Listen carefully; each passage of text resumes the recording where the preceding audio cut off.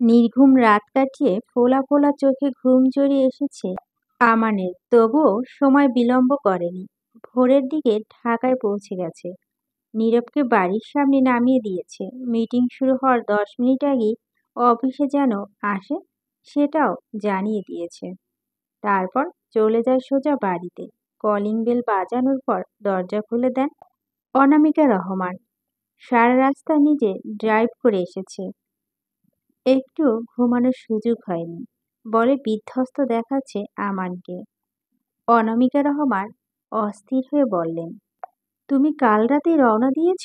হ্যাঁ। আমান ভিতরে যেতে যেতে প্রশ্ন করে, আব্বু কোথায়? ঘুমাচ্ছে এখন। আমি রাতে আসতে বারণ করেছিলাম। আমান কোনো প্রত্যুত্তর না করে বাবা মায়ের ঘরে যায়। বাবা আসিফ আহমেদকে এক নজর দেখে ড্রয়িং রুমে ফিরে আসে। সোফায় গা এলিয়ে দিয়ে বসে। অনামিকা রহমান কফি নিয়ে আসেন। আনাম চোখ বন্ধ করে আতশোয়া হয়ে বসেছিল। মায়ের ডাকে চোখ মেলে তাকায়। এক গাল হেসে কফিটা হাতে নিয়ে মাকে পাশে বসায়। অনামিকা রহমান একটু রাগান্বিত স্বরে বললেন, তুমি আমার কথা কেন শোনো না ইদানি? কোন কথা শুনিনি? কফিতে চুমুক দিয়ে পাল্টা প্রশ্ন করে আমান। অনামিকা রহমান রাগ হয়। আমানকে তিনি বকতে পারেন না। অনলের মতো আমান এত দুষ্ট নয়, আগোছালোও নয়। সবকিছু নিয়ম মাফিক করে এবং বেশ গুছালো, তাই কখনো আমানকে শাসন করার প্রয়োজন হয়নি। অনামিকা রহমান যে রাগ করেছে আমান বুঝতে পারে। মুচকি হেসে কফির মগ টেবিলের ওপর রেখে এক হাতে মাকে বাহুবন্ধনে আবদ্ধ করে মাথায় চুমু খেয়ে বলে, এত রাগ কেন হয়েছে আমার জানেন? রাগ গলে পানি হয়ে যায় মায়ের। আমানের এক হাতে নিজের হাতে নিয়ে চুমু খায়। বলেন, এই যে সারা রাত ঘুমাওনি, মাথা ব্যথা করবে না? উফ, তবে করতো, এখন করবে না। কেন করবে না? এই যে আমার আম্মাজানের হাতে কড়া কফি খেয়েছি, মাথা ব্যথা এখন বাপ বাপ বলে পালাবে। তিনি হেসে ফেললেন। আমানের গালে হাত রেখে বললেন, কেন যে তোমার উপর রাগ করে থাকতে পারি না, সেই সুযোগ দিলে তো। আমার রাজপুত্র, কপালে চুমু খেয়ে বলেন তিনি। আমান জিজ্ঞেস করেন, তা তোমার ছোট রাজপুত্র কোথায়? অনল তো সিলেটে গেছে। কবে? কাল সন্ধ্যায় বাড়ি থেকে বের হয়েছে। গাড়ি নাকি ছেড়েছে আরো রাতে। আব্বু অসুস্থ জানে? না, তোমার আব্বু বলতে বারণ করেছে। অনেকদিন হলো ও তো কোথায় ঘুরতে যায় না। উনি অসুস্থ জানলে তো মাঝ রাস্তায় থাকলেও ব্যাক করতো। ভালোই হয়েছে, একটু ঘুরুক, মন ফ্রেশ হোক। অফিসে মিটিংও করতেও পারতো না। ও তো বলেই দিয়েছে অফিসের সব কাজ তোমার। সে আমার ছোট নবাব ভাই বলে কথা, বলে আমান। ও মা দুজনই হেসে ফেলল। মায়ের সঙ্গে আরো কিছুক্ষণ সময় কাটিয়ে অফিসে চলে যায়। সকালের নাস্তায় ওখানেই করবে। ঘুম না হয় একটু টায়ার্ড লাগছে, তবে মিটিং সাকসেসফুল করবেই। আলস্য শীতে সকালে মিহু ঘুম ভাঙে সকাল 10টা নাগাদ। তরু তখন ঘুমাচ্ছে। আগের চেয়ে শীত এখন কমে এসেছে, তেমন শীত লাগছে না এখন। নিহু কিছুক্ষণ চোখ বুজে শুয়ে থাকে। তারপর আমানের কথা মনে আসতেই বালিশের পাশ থেকে মোবাইল বের করে। আমানের দুটো মেসেজ এসেছে, একটা রাতে আর একটা সকালে। আমার ঢাকায় ফিরে গেছে জেনে ভীষণ খারাপ লাগছে নিহির। হুট করে চলে যেতে হলো তাকে। প্রথম মেসেজ দেখে মনে খারাপ হলো, পরের মেসেজটা দেখে ঠোঁটে হাসি ফুটে ওঠে। শুভ সকাল মিষ্টি বউ। মেসেজটা বারবার পড়ে নিহি আর মুচকি মুচকি হাসে। ফোনের রিংটোন বাজে। তরু ফোন বাজছে। নিশ্চয় শিশির ফোন করেছে। তরু ঘুম থেকে কর্পূরের ন্যায় উঠে যায়।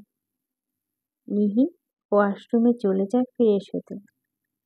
দরজায় করাঘাত করছে মামি। নিহি আর অরু ডাকছে আর বলছে, কিরে, আর কত ঘুমাবি, ওঠ এবার। তরু তখন তড়িঘড়ি করে ফোন কেটে দিয়ে দরজা খুলে দেয়। মামি ঘরে প্রবেশ করে বলে, নিহি কোথায়? ওয়াশরুমে। হাই তুলতে তুলতে উত্তর দেয় অরু। তুইও ফ্রেশ হ। সকালে নাস্তা কি দুপুরে খাবি? আসছি, যাও। মামি ঘর গুছাতে গুছাতেই নিহি ওয়াশরুম থেকে বের হয়। তারপর রুমে ঢোকে। দুজনে একসঙ্গে নাস্তা করতে আসে। টেবিলে এখন শুধু মামি আর লিমন। মামা সকালেই বাইরে চলে গেছে। লিমন মাত্র ঘুম থেকে উঠেছে। মামি খাবার সাজিয়ে দিচ্ছে। তরু আর নিহি গোমরা মুখে লিমনের সামনে চেয়ারে বসে। লিমন এক পলক তাকিয়ে খেতে খেতে বলে, মুখে কি হয়েছে তোদের? দুজনেই নিশ্চুপ। লিমন তখন মামির দিকে তাকিয়ে বলে, দেখছো ওদের?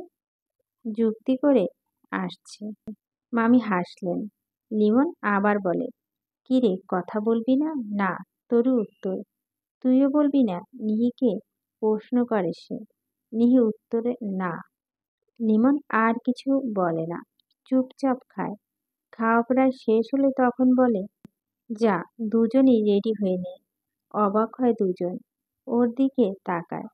তারপর নিজেদের দিকে চাওয়াচাই করে জিজ্ঞেস করে, কোথায় যাব? জাফলং না যেতে চাইলে?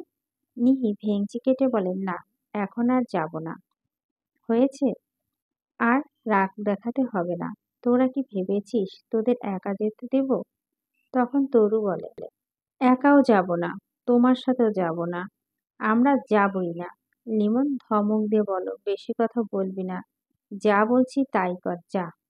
আর কথা বাড়ানোর সাহস হয় না কারো।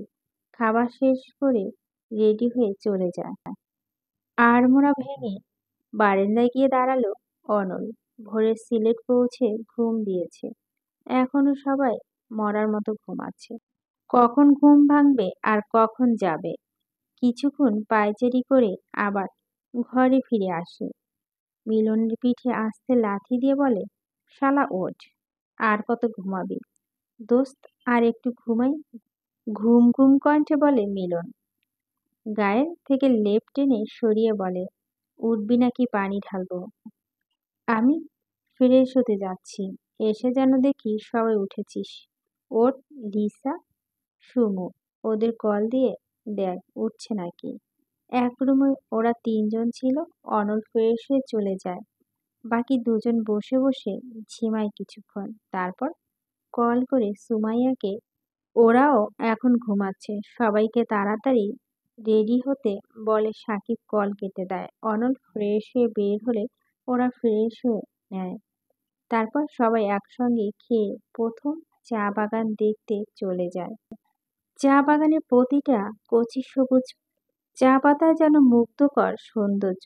উঁচু নিচু পাহাড়ের গায়ে চা বাগান চাষ। প্রতিটি পাতার ডগায় ডগায় শিশির বিন্দু। পাহাড়ি মেয়েরা পিঠে ঝুড়ি বেঁধে পাতা সংরক্ষণ করে। অনল ক্যামেরা নিয়ে এসেছিল। এত সুন্দর দৃশ্যকে ক্যামেরাবন্দি করতে ভুলে না। কিছুক্ষণ চা বাগানের ভিতরে হাঁটাহাঁটি করে। সবাই মিলে ছবি তোলে। পাহাড়ি দোকানে একসঙ্গে ধোয়া ওঠা গরম চা পান করে। সবকিছুতেই বড্ড আপন আপন লাগছে অনলের। মনের ভিতর প্রশান্তি লাগছে। কাল রাত পর্যন্ত যে অস্বস্তি, অস্থিরতা তাকে চেপে ধরছিল, আজ যেন সব চলে গেছে। মনে মনে দাম্ভিকতার সাথে হাসে অনল। নিহি থেকে নিজের মন ফেরাতে পেরেছে। শান্তি লাগছে। সিলেটে আসা বৃথা যায়নি একদম। বন্ধুদের জড়িয়ে ধরে ভালোবাসা প্রকাশ করতে ইচ্ছে করছে। ওদের জন্যই তো নিহি নামক অস্বস্তি থেকে বের হতে পারল। চোখ বন্ধ করে বড় বড় শ্বাস নিয়ে কিছুক্ষণ। এরপরই গন্তব্য জাফলং। শিশির ফোন করেছে। যেভাবেই হোক আজ তরুকে দেখা করতেই হবে। ওই দিনে লিমনের সঙ্গে জাফলং যাওয়ার কথা। ভাইকে বারণ করার মতো সাহস তো ওরুর নেই। আর সে বাসায় থাকলে বাইরে যাওয়া অসম্ভব। কোনো দিক দিশা খুঁজে না পেয়ে চিন্তিত হয়ে খাটের উপর বসে আছে। নিহি রেডি হওয়া শেষ হলেই চোখ যায় অরুর দিকে। রেডি হয়েছে বলতে শুধু খিমারটাই পরেছে নিহি। তরু তখন গালে হাত দিয়ে বসে আছে। বোঝা যাচ্ছে কিছু একটা ভাবছে। নিহি পাশে বসে জিজ্ঞেস করে, কিরে, রেডি হবি না? সে এক পলকে নিহির দিকে তাকায়। উপায় পেয়ে গেছি। চোখ দুটো উজ্জ্বল হয়ে উঠল তার। নিহি হাত ধরে ফিসফিস করে বলে, একটা হেল্প করবি নিহি? অবশ্যই বল। শিশির ফোন করছিল, দেখলাম তো। বলল অনেক গুরুত্বপূর্ণ নাকি কথা আছে। যে করেই হোক আজ দেখা করতেই হবে, কিন্তু কি করে সম্ভব? আছে একটা উপায়, কিন্তু তাতে তোর সাহায্য লাগবে। আচ্ছা বল। তুই ভাইয়ার সাথে জাফলং এ যাবি, আর তুই?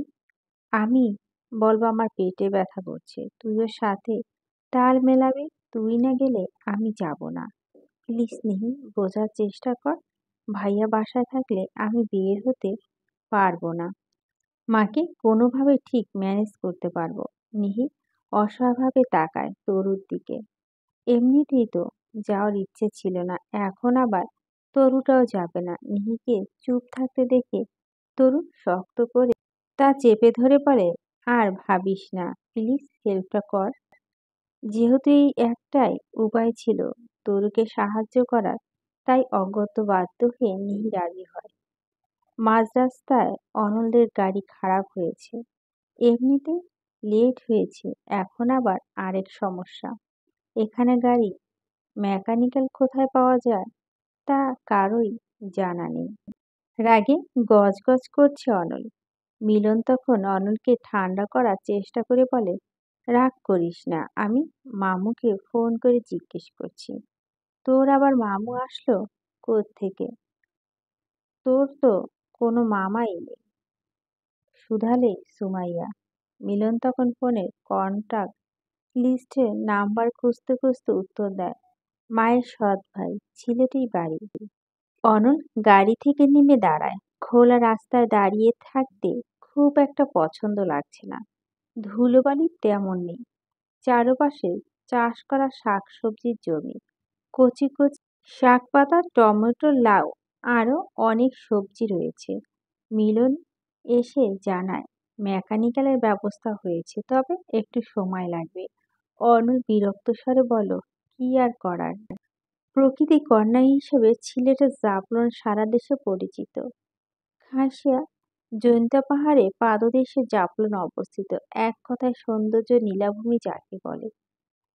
পিয়াইন নদীর তীরে স্তরে স্তরে পাহাড়ের স্তূপ। সীমান্ত ওই পাহাড়ে ইন্ডিয়ার পাহাড় টিলা।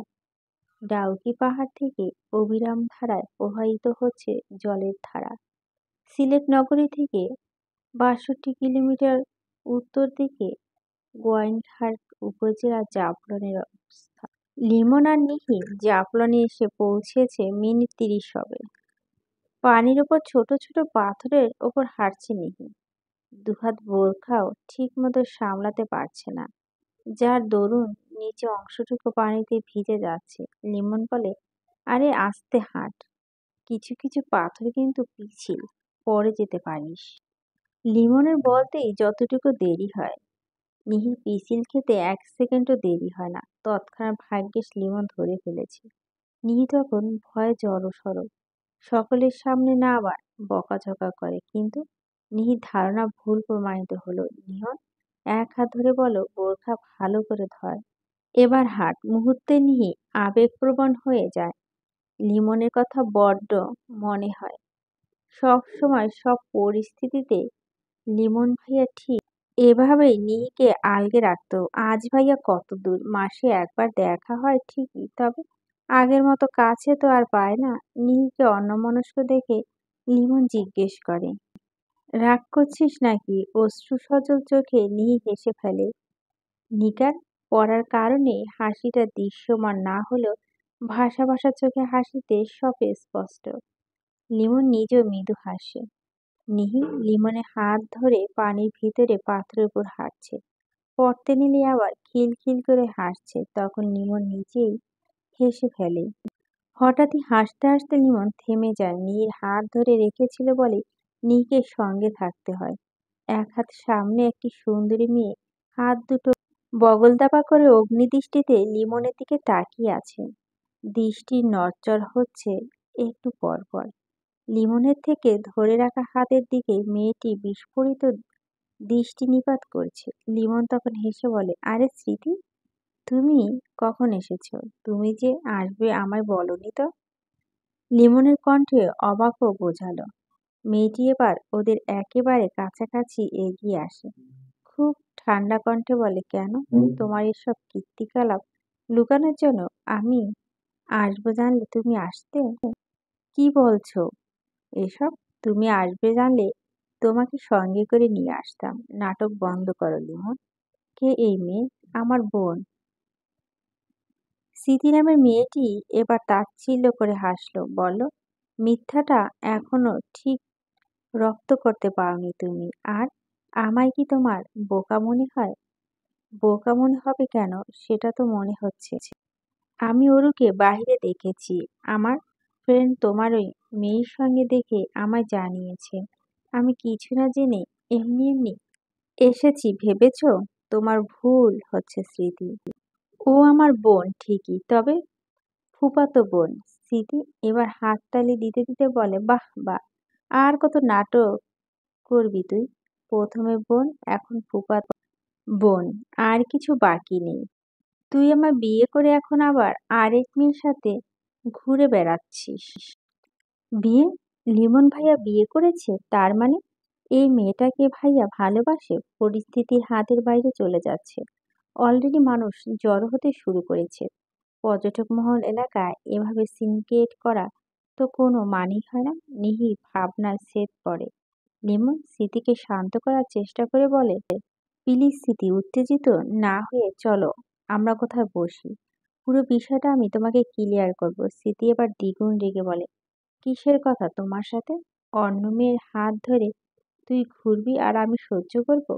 স্মৃতি কিছুতেই লিমনের কোনো কথা শুনতে চাচ্ছে না। তখন নিহি বলে, আপু, আপনি শান্ত হন, আমরা বসে কথা বলি। আগুনে ঘি ঢালার মতো অগ্নিশিখার ন্যায় জ্বলে উঠল স্মৃতি। নিহির দিকে তেড়ে এসে বলল, তুমি চুপ করো। তুমি কে? হ্যাঁ, কে তুমি আমাদের মাঝে কথা বলার? একটা কথাও তুমি বলবে না। এটা বলেই একটানে নিহি নিকার খুলে ফেলে। হকচকিয়ে যায় নিহি, লিমন, দুজনে। নিহি ইচ্ছে করছে কতগুলো কথা শুনিয়ে দিতে। এইটা কোনো কাজ করলো? পুরো বিষয়টা না জেনে বুঝে লাফানো মেয়েদের ইচ্ছে মতো থাপড়াতে ইচ্ছে করে নিহি। স্মৃতি মনে অবস্থা নিয়ে বুঝতে পারছে। আমনের সঙ্গে হুট করে কাউকে দেখলে নিহিও রাগ করত। তবে পুরো বিষয়টা তো শোনা উচিত, তাই না? লিমন স্মৃতিকে বাধা দিয়ে বলে, তোমার যা বলার আমায় বলো, ওকে কিছু বলবে না। বাবা কি দরদ, কি খুব দরদ, তাই না? খুব চলে তোমার। তুমি কি আমার কথাটা শুনবে প্লিজ? তোকে বিয়ে করাটাই আমার ভুল হয়েছে, ফকিন্নির বাচ্চা। আমার মতো মেয়েকে তুই ডিজার্ভই করিস না। সবাইকে স্মৃতি গালে থাপ্পড় বসায় লিমন। রাগে থরথর করে কাঁপতে কাঁপতে বলে, সবকিছু একটা সীমা আছে। আমার মা বাবা তুলে গালি দেওয়ার সাহস হয় কি করে তোমার? এতক্ষণ ধরে বোঝানোর চেষ্টা করছি, বুঝতেই চাইছ না। স্মৃতির গাল বেয়ে পানি পড়ছে। রক্তচক্ষু দ্বারা তাকিয়ে রাগে কাঁপতে কাঁপতে স্মৃতি বলে, তুই আমার গায়ে হাত তুললি? তোর জীবন আমি অতিষ্ঠ করে ফেলবো, সঙ্গে এই মেয়েরও। দেখিস তুই। এরপরে হাতের উল্টো পিঠে চোখের পানি মুছতে মুছতে স্মৃতি চলে যায়। কৌতূহলপ্রবণ পর্যটকরা নিজেদের মাঝে কথা বলাবলি করছেন। লিমন নিচে পানির দিকে তাকিয়ে আছে। নিহি বুঝতে পারছে না কি করবে বা কি বলবে।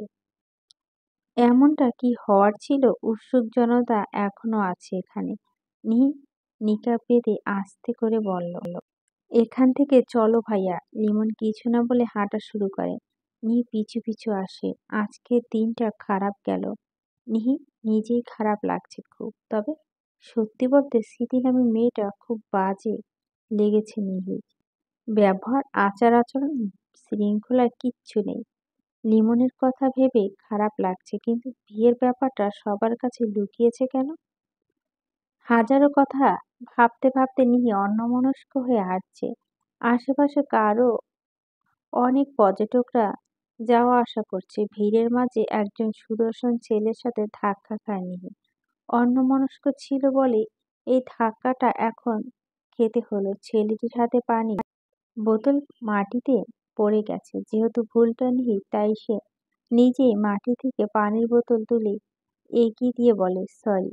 তখনই জবাব বন্ধ হয়ে যায় নিহির।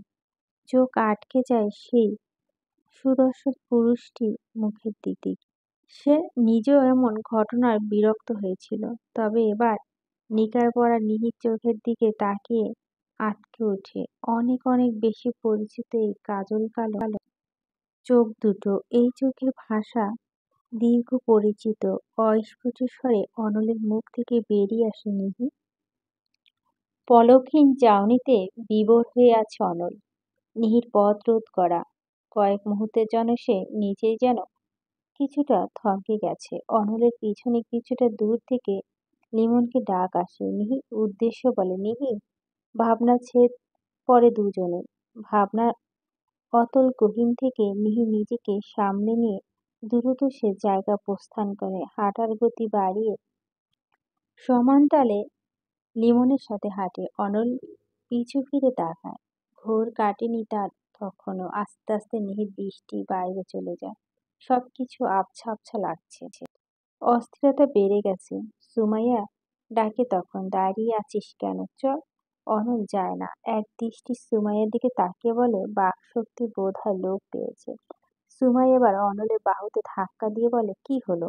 নিহিকে দেখেছি আমি, অস্পষ্ট স্বরে বলল অনল।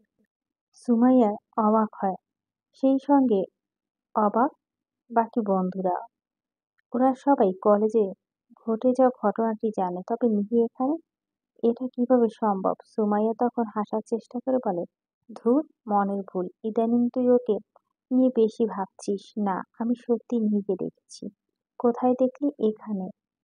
হাতের দিকে লক্ষ্য হতেই পানির বোতলটা দেখিয়ে বলে, এই পানির বোতলটা আমার হাতে তুলে দিয়ে। সবাই দেখেছে বোরখা পরা একটা মেয়ে যে পানির বোতল তুলে দিয়েছে, কিন্তু সেটা যে নিহি এতটা শিওর কি করে অনল? সবাই এটা বোঝার চেষ্টা করছে যে সবকিছুই অনলের মনের ভুল, কিন্তু অনল মানতে নারাজ। এত কাছ থেকে নিহিকে চিনতে ভুল করেনি সে, করবেও না। তাছাড়া ওই ছেলেটির মুখেও তো নিহি ডাক শুনল। কিন্তু এই ছেলেটা বা কে? তার সাথে নিহি কেন এখানে এসেছে? প্রশ্নটা জটলা বেড়েছে। নিহির কাছে যাওয়ার জন্য উতাড়া হয়ে পড়ল। অনলের হঠাৎ এমন পরিবর্তনে ঘাবড়ে যায় সবাই। নিহির জন্য অনল কেন এমন করবে? জাফলনের কারোই ঘোরা হলো না। অনলের জন্য বাধ্য হয়ে সকলকে হোটেলে ফিরতে হলো। এত আশা নিয়ে ঘুরতে এসেও ঘোরা হলো না কারোই। এজন্য মনে মনে অনেকে ক্ষুব্ধ। লিমন বাসের সিটের সাথে হেলান দিয়ে বসে আছে, কপালে হাত, চোখ বন্ধ। অন্যদিকে নিহি জানালা পাশে বসে বাইরের দিকে তাকিয়ে আছে। অনলকে দেখে অস্থিরতা শুরু হয়েছে। সে কেন এসেছে এখানে? আর এসেছে যখন, দেখা কেন হবে না? একটু ভালো করে খেয়াল করে দেখলো, নিহির হাত পা কাঁপছে। এমন হওয়ার কোনো কারণ খুঁজে পাচ্ছে না সে। নিহি অস্থিরতা নড়চড় দৃষ্টি এড়ায় না লিমনের। কতক্ষণে নিহির দিকে তাকিয়ে থেকে জিজ্ঞেস করে, কি হয়েছে? নিহি থতমত খেয়ে যায়। হাসার চেষ্টা করে বলে, কিছু না। লিমন কিছুক্ষণ চুপ করে থাকে, তারপর গম্ভীর হয়ে বলে, তুই ভয় পাস না, স্মৃতি তোর কিছুই করতে পারবে না। উত্তরে এবার নিহি মেকি হাসে। স্মৃতিকে নিয়ে নিহির ভয় হচ্ছে না। ইভেন কোনো ভয়ে মনে কাজ করছে না, শুধু প্রচন্ড পরিমাণে অস্থিরতা কাজ করছে। সেটা কি এতদিন পর অনলকে দেখার কারণে, নাকি অনাকাঙ্ক্ষিতভাবে সামনে এসে যাওয়া তার স্পষ্ট নয় নিহির কাছে। বাড়িতে পৌঁছে নিহি ঘরে গিয়ে দরজা আটকে দেয়। তরু এখনো ফেরেনি বাসায়। ড্রয়িং রুম থেকে নিমন চিৎকার চেঁচামেচি ভেসে আসে। তরু খোঁজ করে, মামি তখন তরু দোকানে গেছে, তিনি পাঠিয়েছেন। লিমনের ক্ষুদ্র মুখ দেখেই আন্দাজ করতে পেরেছে কিছু একটা হয়েছে। তরুর উপর রাগ এড়িয়ে যেতে তিনি মিথ্যে বলে, লিমন নিজের ঘরে চলে যায়। নিহি তখন ইচ্ছে করে আমানের সঙ্গে কথা বলতে, আমানের সঙ্গ পেতে এক মনে ভাবলো ফোন করবে, আবার ভাবলো সারা রাত না ঘুমে ঢাকায় গিয়েছে, মিটিং করেছে, এখন নিশ্চয় একটু ঘুমাচ্ছে। কন্টাক্ট লিস্টে গিয়ে কিছুক্ষণ নাম্বার ঘাটাঘাটি করে উপমাকে ফোন করে। উপমা কল রিসিভ করে বলে, কিরে, কি খবর? ফোন দিতে ইচ্ছে হলো? নিহি মৃদু হেসে বলে, তুইও তো ফোন দিস না। ইস, কেন দেব? তোর রাগ আছে, আমার রাগ নেই? খুব রাগ না? ঢাকায় আছিস আগে, তারপর দেখবো এত রাগ কোথায় থাকে। সত্যি, কবে আসবি? পরীক্ষার পরে? ধুর, দেরি আছে। মনির মুখে বলল উপমা। নিহি তখন বলে, অনলকে দেখেছি আজ। উপমা অবাক হয়, জিজ্ঞেস করে, কোথায় দেখেছিস? জাফলং। পরে? পরে আর কিছু না। তোকে দেখেছে? কথা হয়নি। দেখেছে, তবে কথা হয়নি। দেখে মনে হলো ঘোরের মাঝে আছে। হোক, এরকম আরো অনেকবার তার মুখোমুখি হওয়া লাগতে পারে। তুই নিজেকে শক্ত রাখবি। আমি শক্ত আছি, শুধু একটু অস্থিরতা কাজ করছে। দুলাভাইয়ের সঙ্গে কথা বল, ঠিক হয়ে যাবে। হুম, রাতে ফোন করবো। তীর্থ কেমন আছে? ভালো আছে। আগে থেকে অনেক চালাক চতুর হয়েছে। বলে উপমা হেসে ফেলে, সঙ্গে নিহিও হেসে ফেলে। আরো কিছুক্ষণ গল্পগুজব করে ফোন রাখে। এর মাঝেই তরু এসে পড়ে। লিমনকে বাসায় দেখে ভয়ে তটস্থ হয়ে গেছে।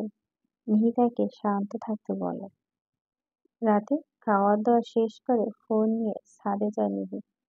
পেটের নিচ থেকে গান ছেড়ে রেলিংয়ের সঙ্গে হেলান দিয়ে দাঁড়ায়। এই ছাদে আমানের সঙ্গে খুনসুটি কত স্মৃতি রয়েছে। আমানের কথা মনে পড়ছে ঠিকই, তবে এটাও সত্য, মনের এক কোণায় অনলের বিষয়টা মাথাচাড়া দিয়ে উঠছে। যতই ভুলতে চাচ্ছে, ততই আরো বেশি মনে পড়ছে। একটা সময় এই অনলের প্রতি নিহি ভালোবাসা প্রস্ফুটিত হয়েছিল। ভুল মানুষকে ভালোবাসাটি ছিল চরম ভুল। সেই ভুলটা নিহি সংশোধন করে নিয়েছে। অনলের থেকে নিজেকে সরিয়ে নিয়েছে। তবুও কোথায় যেন একটা কি গান বন্ধ হয়ে যায়। ফোনের স্ক্রিনে আমানের নাম্বার ভেসে ওঠে। মনের উপর থেকে একটা ভার নেমে যায়। ফোন রিসিভ করে নিহি সালাম দেয়। আমান সালামের উত্তর দিয়ে জিজ্ঞেস করে, ভালো আছো নিহু পাখি? নিহু পাখি যতবার এই ডাকটা শোনে, ততবার মনের ভিতরে শীতল হাওয়া স্নিগ্ধ হয়ে ওঠে। মন কাননে তখন হাজারো ভালোবাসা ছড়াছড়ি। রাশি রাশি ফুল সেখানে গা ঘেঁষে দাঁড়ায়। সলজ্জিত হেসে নিহি উত্তরে, আলহামদুলিল্লাহ ভালো আছি, আপনি? আলহামদুলিল্লাহ। আমি খুব দুঃখিত। কেন? সারাদিনও আজ তেমন খোঁজ খবর নিতে পারিনি আপনার, তাই। ঠোঁটে হাসি আর সুদীর্ঘ হয় নিহি। বলে, সামান্য কারণেই বুঝি দুঃখিত হওয়া লাগে? না, সবার ক্ষেত্রে নয়। কিছু কিছু মানুষের ক্ষেত্রে এটা প্রযোজ্য। তাই কিছু কিছু মানুষগুলো কারা, যারা স্পেশাল? আমি স্পেশাল? জানি না, শুধু জানি মায়ের পরে আপনার স্থান। বুকে ধুকপুকানি বাড়ছে। এত মোহবিশিষ্ট কথা লোকটা কি করে বলতে পারে কে জানে। নিহিল লজ্জা মিশ্রিত মুখটি চোখে বুঝে অনুভব করতে আমার কিছুক্ষণ মৌন থেকে বলে, মাঝে মাঝে আমার নিহু পাখিটা বোবা হয়ে যায় নাকি? হুম, যায়। কেন কেন? আপনার ভালোবাসার মোহবিশিষ্ট কথা দগ্ধ হয়ে। তাও ভালো, আগুনে নয়। জানেন, কিছুক্ষণ আগে আমার মন খারাপ ছিল। কেন, কি হয়েছে? অযথাই উল্টোপাল্টা কথা মাথায় আসে। অযথা কারো মন খারাপ হয় না। আমরা নিজেরাই নিজেদের মন খারাপের কারণ। কিভাবে? এই ধরুন, একটা বিষয় নিয়ে আপনি খুব আপসেট। আপনি জানেনও বিষয়টা যতবার আপনার মনে হবে ততবার আপনি কষ্টে জর্জরিত হবেন। এটা জানা সত্ত্বেও যখন আবার সেই একই কথা ভাববেন, আরো কষ্ট পেয়ে মন খারাপ করবেন। তখন মন খারাপের জন্য নিজেকে দায়ী না করে কাকে দায়ী করবেন? যদি ভুলতে চাও, ভুলতে না পারি, তখন ভুলতে চাওয়াটা হচ্ছে বড় ভুল। মানে মানে এটা কাকে বা কি ভুলবেন আপনি? যেটা ভুলতে যান না কেন, আগে সেটা মনে করতে হবে। আর যতবার আপনি ভুলতে যাবেন ততবার মনে পড়বে। তাহলে ভুলবেন কি করে বলুন তো? তাহলে কি করা উচিত? ড্যাম কেয়ার ভাব নিন। এমন একটা ভাব নিন যাতে যত বড় কষ্টের কথা মনে পড়ুক হোক না কেন, তাতে আপনার কিচ্ছু যায় আসে না। কষ্টকে নিজের শত্রু নয় ভাবুন। যদি এগুলো আপনি করতে পারেন, তাহলে 50% কষ্ট আপনার এমনিতেই লাঘব হয়ে যাবে আর বাকি 50% আপনার নিয়ন্ত্রণে। আপনি নিজেই তার নিয়ন্ত্রক। প্রত্যেকটা কথা মন্ত্রমুগ্ধ হয়ে শোনে নিহি। উনি সাথে থাকলে কষ্ট ভয় পাবে কাছে আসতে। এমন একটা মানুষ দুনিয়ার সব প্রিয় মানুষও। সিঁড়িতে কারো পদশব্দ শুনে কান থেকে ফোন না রাখে, পিছনে তাকিয়ে দেখে লিমন এসেছে। খাবার টেবিলে লিমনকে আজ দেখেনি, মুখের অবস্থা করুণ। নিহি দিকে তাকিয়ে লিমন বলে, তোর ঘরে গিয়ে দেখলাম তুই নেই। তরু বলল ছাদে এসেছিস। তাই আমি আসলাম। তোর শীত করছে না? না। নিহি নির্লিপ্ত উত্তর। সত্যি বলতে লিমন নেই। করুণ দশার মুখ দেখে বাকশক্তি এলোমেলো হয়ে যাচ্ছে। লিমন কিছুক্ষণ মৌন থাকে। নিহি কিছু বলছে না। লিমন কিছু বলার জন্য এসেছে এটা বুঝতে পারে, তাই বলার সুযোগ নিয়ে নিশ্চুপ থাকে। মৌনতা সংকীর্ণ দূর করে লিমন বলে, স্মৃতির বিষয়টা বাড়িতে কাউকে বলিস না। তরুকেও না। তরু তো জানে তুমি রিলেশন করো। হ্যাঁ, বিয়ে করছি, এটা জানে না। ও জানলে এখন মুখ ফসকে বাবা মাকে বলে দেবে ঠিক নেই। তখন তারা কষ্ট পাবে। আচ্ছা, আর পরে যখন জানবে তখন কষ্ট পাবে না? লিমন এবার দমে যায়। তার অস্বস্তি হচ্ছে বুঝি। মিহি প্রশ্ন পাল্টে জিজ্ঞেস করে, না জানিয়ে বিয়ে করলে কেন ভাইয়া? তোকে পরে সব বলবো। তুই কাউকে বলিস না প্লিজ। বলবো না। লিমন সৌজন্যতার হাসি হেসে বলে, ঘরে যা, ঠান্ডা লাগবে। মিহি আর কথা বাড়ায় না। লিমনের সঙ্গে ঘরের ভিতরে যায়। আমানের সঙ্গে বাকি কথা ঘরে বলল। উদ্ভ্রান্তের মতো মিহির খোঁজ করছে অনল। কেন করছে জানে না, শুধু জানে মিহির সঙ্গে একবার কথা বলতে হবে। উপমা ফেসবুক আইডি থেকে মিহির আইডি খুঁজে বের করে। সেখান থেকে ওর কলেজের ফ্রেন্ড আইডির সঙ্গে অ্যাড হয়। বিভিন্ন রকম ছলচাতুরি করে সুমাইয়াকে দিয়ে কথা বলে মিহির সম্পর্কে খোঁজ খবর নিয়েছে। সেটাই আবছা আবছা, তবে বাড়ির অ্যাড্রেস পাওয়া গেছে। আর কলেজে যাওয়ার সময়টা জেনে নিয়েছে। বাড়িতে তো আর যাওয়া যাবে না, সিদ্ধান্ত নিয়েছে কলেজে যাওয়ার সময় মিহির সঙ্গে কথা বলবে। অনলের এত বাড়াবাড়ি বিরক্ত লাগছে লিসার। হুট করে এমন পরিবর্তন কোনো মানে হয়? এই ছেলে মনে কি ঠিক নেই, কখন কি চায় সেটা যে নিজেও জানে না। বিড়বিড় করে নিজে ঘরে চলে যায়। কিঞ্চিৎ বিরক্তবোধ সাকিব, মিলন এবং সুমাইয়া হয়। এত বড় কেলেঙ্কারির পর আবার নিধির জন্য এমন উতলা হওয়াটা অন্তত অনলকে আর মানায় না। সুমাইয়া জিজ্ঞেস করে, তুই কেন এমন করছিস? জানি না আমি। ওর সঙ্গে কথা বলা লাভ কি? তাও জানি না আমি। সুমাইয়া দাঁত মুখ খিঁচে বলে, তুই কি ওর লাইফে ব্যাক করতে চাচ্ছিস? অনল এবার যেন একটু হাসল। হেসে হেসে বলল, ধ্যাত না, শুধু একটু কথা বলবো। ফাঁকা রাস্তায় নিহি আর তরু হাঁটছে, উদ্দেশ্য কলেজের গন্তব্য। রাতে আমানের সঙ্গে কথা বলতে গিয়ে নিহির মন ফুরফুরে হয়ে গেছে। তরুর সঙ্গে হাসি ঠাট্টা করতে করতে যাচ্ছে। তখন সামনে থেকে কয়েকজন ছেলে এগিয়ে এসে ওদের পথ রোধ করে দাঁড়ায়। সবার মাঝ থেকে একজন নিহির দিকে তাকিয়ে বলে, আপনি নিহি? একবার তরুর দিকে তাকিয়ে নিহি উত্তর দেয়, জি। আপনাকে মেয়র সাহেব বাসায় যেতে বলেছেন। নিহি অবাক হয়, ভুরুকুচি কুঞ্চিত করে প্রশ্ন করে, কেন? তাছাড়া তিনি আমাকে চেনেন কিভাবে? স্মৃতি আবার মাধ্যমে। স্মৃতি? উনি মেয়রের কি হয়? মেয়ে। এবার পুরো বিষয়টা পরিষ্কার নিহির কাছে। উত্তরে তখন নিহি বলে, আমি এখন যেতে পারবো না। কিছুটা দূরত্ব দাঁড়িয়েছিল অনল, সাকিব, মিলন আর সুমাইয়া। পথ রোধ করে দেখে ওরা এগিয়ে আসে। অনলকে দেখে নিহি অপ্রস্তুত হয়ে পড়ে। ওইদিকে ওই লোকগুলো জোরাজুরি করছে। নিহি তখন কাট কাট গলায় বলে, বললাম তো আমি যাব না। আমার কলেজ আছে এখন। তাছাড়া আমার তাদের কাছে কোনো দরকার নেই। তাদের যদি দরকার হয় তাহলে তারা যেন আমার কাছে আসে। এইটুকু বলে নিহি তরুর হাত ধরে হাঁটা শুরু করে। ছেলেগুলো এগিয়ে যেতেই ধরলে অনল বাধা দিয়ে বলে, কি সমস্যা? ওকে বিরক্ত করছেন কেন? উত্তর দেওয়ার আগেই একজনের ফোন বাজে। সম্ভবত মেয়ের ফোন এসেছে। তিনি ছেলেটির মুখ থেকে সব শুনে ফিরে আসতে বলেন। অশান্তি তার পছন্দ না। তাছাড়া গ্রাম তা আলাদা একটা সম্মান আছে। তার কথা মতো ছেলেগুলো চলে যায়। ততক্ষণে নিহি আর তরু বড় বড় কদম অনেকখানি এগিয়ে গিয়েছে। তরু বারবার জিজ্ঞেস করছে, ওরা কারা? মেয়ে কেন তোকে যেতে বলছে? নিহি কোনো উত্তর করেনি। অরুণ দৌড়ে এসে নিহির পথ আটকে দাঁড়ায়। হাঁটুতে হাত রেখে একটু ঝুঁকে হাঁপাতে থাকে। দম নিয়ে বলে, পালিয়ে যাচ্ছ? নিহি কাঠখোট্টার মতো উত্তর দেয়, পালাবো কেন? আমি তো চোর নই। তবে পালাচ্ছ কেন? আমি পালাচ্ছি না। আপনি আমার পিছু কেন নিয়েছেন আমি জানি না। পাগলের প্রলাপ বকতে যদি পথ আটকে দেন তাহলে অল্প সরে যান। একটু কথা বলতে আপত্তি কোথায়? আমার রুচিতে বাধে। এতটাই ঘৃণা করো? ঘৃণা আপনাকে অসম্ভব। ঘৃণা করতে হলে তো মানুষটাকে মনের মাঝে ঘৃণার ঘরে স্থান দিতে হয়। সেই স্থান আপনার নেই। আপনি আমার ঘৃণারও যোগ্য নন।